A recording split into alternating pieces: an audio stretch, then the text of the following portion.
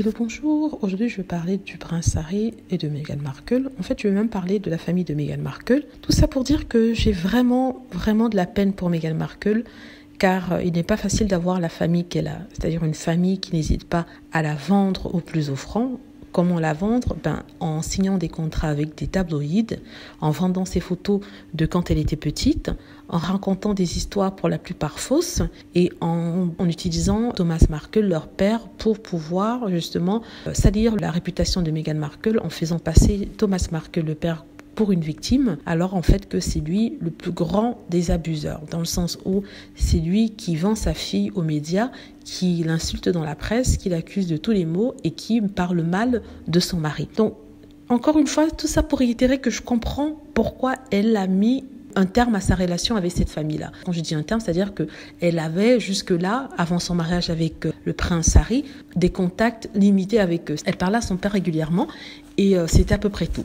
Donc, en l'espace de quelques heures après avoir appris que leur sœur sortait avec le prince Harry, le demi-frère et la demi-sœur de Meghan Markle se sont mis à la vendre des informations, parler mal d'elle, la traiter de tous les noms, en disant qu'elle est ceci, elle est cela.